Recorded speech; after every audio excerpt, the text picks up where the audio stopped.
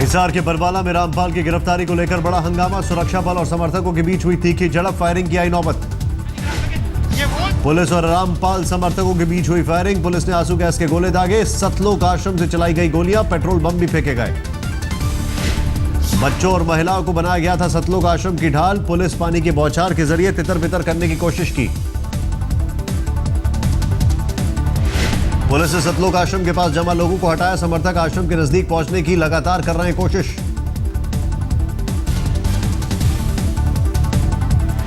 आश्रम के भीतर से की जा रही है फायरिंग की वजह से पुलिस को पीछे हटना पड़ा। बाद में पुलिस ने तोड़ा आश्रम का गेट। पुलिस ने आज तक रिपोर्टर नितिन जैन को पीटा, मोबाइल तोड़ा। कैमरे से पुलिस ने रिकॉर्डिंग भी डिलीट की। पुलिस ने आज तक के कैमरामैन शकील अहमद को भी पीटा। आज तक का कैमरा तोड़ा। मीडिया के कई कैमरे साथ भी ले गई पुलिस। मीडिया पर पुलिस के हमले से उठे सवाल, आखिर सच सामने क्यों नहीं आने देना चाहता प्रशासन? हरियाणा के एडीजी मोहम्मद अकील ने आज तक को दिया भरोसा, कहा मीडिया से छीना गया सामान वापस दिलाया जाएगा। दिल्ली के जंतर मंतर पर जुटे रामपाल समर्थक, करीब 1000 समर्थकों ने सतलोक आश्रम पर कार्रवाई का किया विरोध।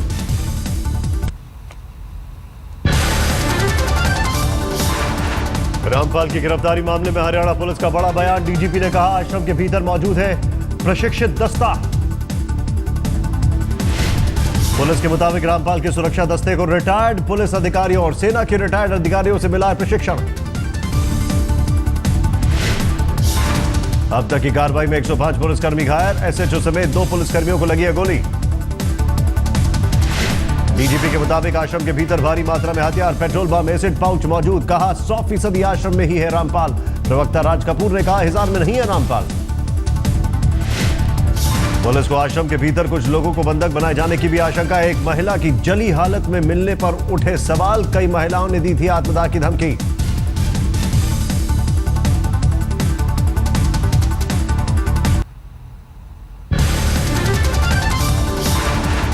गृह मंत्रालय ने खट्टर सरकार से मांगी रिपोर्ट। पुलिस की कार्रवाई पर रिपोर्ट मांगी। हिसार के डीसी ने समर्थकों को कल आश्रम खाली कराने का दिया निर्देश, लेकिन आश्रम छोड़ने को राजी नहीं है समर्थक। समर्थकों को टांग कर हटाने की आई नौबत। कल पंजाब हरियाणा हाईकोर्ट ने रामपाल की गिरफ्तारी का जारी किया था नया वारंट। 21 नवंबर तक रामपाल को पेश करने का आदेश। पुलिस ने प्रेस कॉन्फ्रेंस में दी जानकारी। रामपाल के कथित कमांडो दस्ते ने पुलिस पर फेंके पेट्रोल बम और एसिड पाउच। कांग्रेस, आम आदमी पार्टी और लेफ्ट समेत तमाम राजनीतिक दलों ने मीडिया पर हमले की निंदा।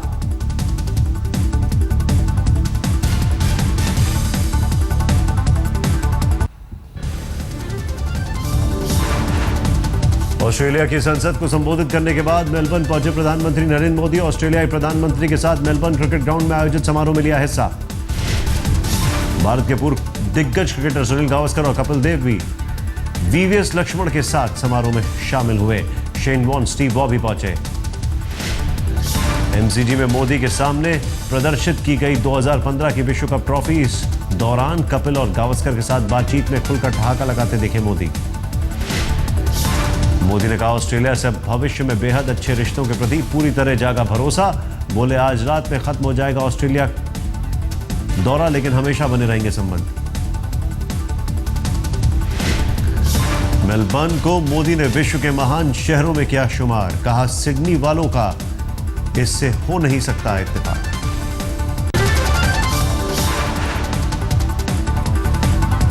मोदी ने सरकार पर विपक्ष और सत्ता पक्ष दोनों का जताया आभार। विपक्ष सत्ता पक्ष का ऐसे जुड़ना लोकतंत्र की खूबी।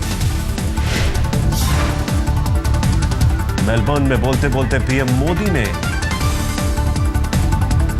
लोगों के साथ का किया अभिवादन। ऑस्ट्रेलियाई संसद में बोले पीएम मोदी आतंकवाद है सबसे बड़ी चुनौती। 3 दशक आतंक का दंश झेला। दोनों देशों को मिलकर करना होगा आतंकवाद का अंत। मोदी ने सचिन का किया जिक्र। कहा आज उनकी वजह से ऑस्ट्रेलिया हमारा कायल। टोनी अबॉट को दिया भारत आने का न्योता। बोले हमारे पहले राजकीय अतिथि होंगे अबॉट। मोदी की मौजूदगी में ऑस्ट्रेलिया ने माना हिंदुस्तान का लोहा। ऑस्ट्रेलियाई प्रधानमंत्री टोनी एबॉट बोले, एशिया का उभरता सुपर पावर है भारत।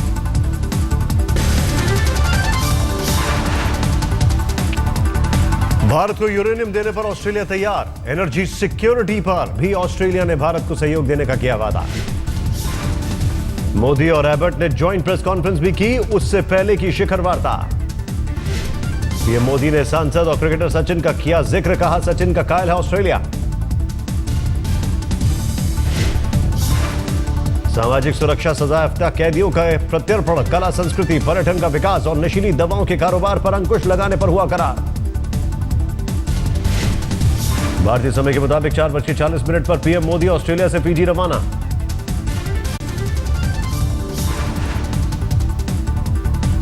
महाराष्ट्र में फडणवीस सरकार पर शिवसेना एनसीपी में छिड़ी तकरार। पवार ने कहा 6 महीने बाद हो सकते हैं मध्यवर्ती चुनाव। पवार ने कहा 5 साल सरकार चलाने की गारंटी नहीं ली। शिवसेना शरद पवार को दिया जवाब। संजय राउत ने कहा 6 महीने में नहीं होने जा रहे विधानसभा चुनाव, बोले सरकार की स्थिरता शिवसेना पर निर्भर। महाराष्ट्र के मुख्यमंत्री देवेंद्र फडणवीस का शरद पवार को जवाब, कहा मध्यवर्ती चुनाव की संभावना नहीं, खोला है शिवसेना से बातचीत का रास्ता। शिवसेना के लिए बातचीत के दरवाजे हमने कभी भी बंद नहीं किए हैं, मैंने ये पहले भी बताया है और मुझे पूरा विश्वास है कि ये बातचीत होगी और इसमें से सकारात्मक कोई ना कोई चीज निकलेगी। राज ठाकरे ने फडणवीस सरकार के विश्वास मत पर उठाया सवाल, कहा वॉइस वोट से विश्वास मत पर बनी असमंजस की स्थिति। राज ठाकरे ने कहा वोटिंग के जरिए हो फैसला ताकि साफ हो सके स्थिति, कौन कर रहा है समर्थन, कौन है विपक्ष में। दिल्ली बीजेपी नेताओं संग अमित शाह की बैठक खत्म। शाह ने 5 से 15 फरवरी के बीच चुनाव को तैयार रहने के लिए कहा। पीएम मोदी के स्वच्छता मिशन से जुड़ी अभिनेत्री और आरपीआई नेता राखी सावंत पटना के बास घाट में डॉक्टर राजेंद्र प्रसाद के समाधि स्थल पर लगाई झाड़ू। मानव संसाधन राज्य मंत्री उपेंद्र कुशवाहा ने भी समर्थकों संग गार्डनर अस्पताल का साफ किया परिसर।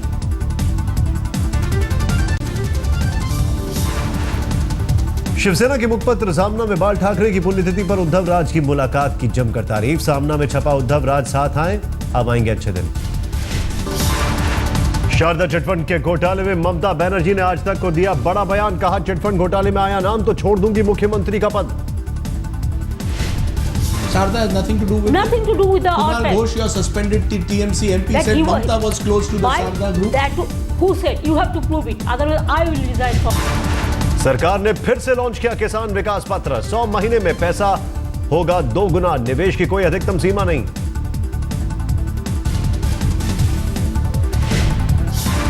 जो पैसे लोगों के पास बैंक में हैं या कैश में बैंक के बाहर घरों पे भी हैं, बैंक एंड अनबैंक सेविंग्स, इन दोनों को एक दिशा देने के लिए किसान विकास पत्र शीघ्र ही हम लोग आरंभ करेंगे। बीजेपी के नए महासचिवों पर फैसले के लिए पीएम मोदी की वतन वापसी का इंतजार। मंत्रिमंडल विस्तार के बाद खाली हो गए 5 महासचिव और 3 उपाध्यक्षों के पद। बीजेपी के संभावित महासचिवों की सूची में बिहार से नंद किशोर यादव, महेंद्र पांडे, अनिल जैन का नाम। 54 करोड़ के चूना पत्थर चोरी केस में गुजरात के कृषि मंत्री बाबू बोखिरिया बरी, 3 और सहयोगियों की सजा भी रद्द, पोरबंदर कोर्ट ने किया बरी। मध्य प्रदेश में निकाय चुनाव को लेकर कांग्रेस में उभरे मतभेद, धरने पर बैठे पूर्व विधायक रणवीर सिंह यादव।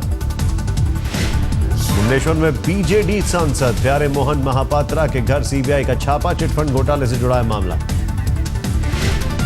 चिटफंड घोटाला मामले में दिल्ली, मुंबई और ओडिशा समेत 18 जगहों पर सीबीआई की छापेमारी। गोवा की खनन कारोबारी राधा टिमलू से प्रवर्तन निदेशालय ने की पूछताछ। समन पर आज पणजी में प्रवर्तन निदेशालय के दफ्तर पहुंची थी टिमलू। विदेशी खाता धारकों की सूची में शुमार है राधा टिमलू का नाम। केंद्र सरकार ने सुप्रीम कोर्ट को हाल में सौंपी थी सूची।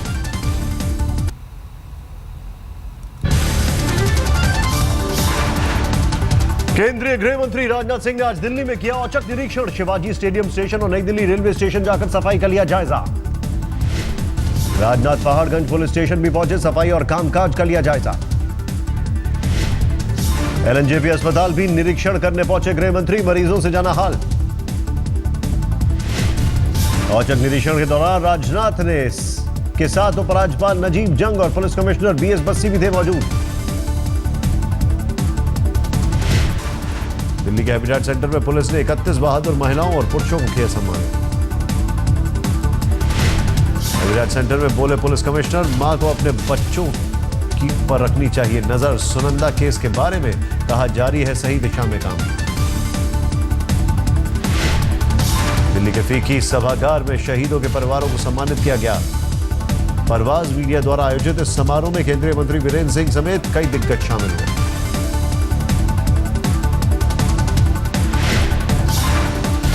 ब्रेवरी और एंटरप्रेन्योर अवार्ड में दिल्ली के वेद प्रकाश पंचाल को भी सम्मानित किया गया। पंचाल को शिक्षा के क्षेत्र में काम करने के लिए दिया गया अवार्ड।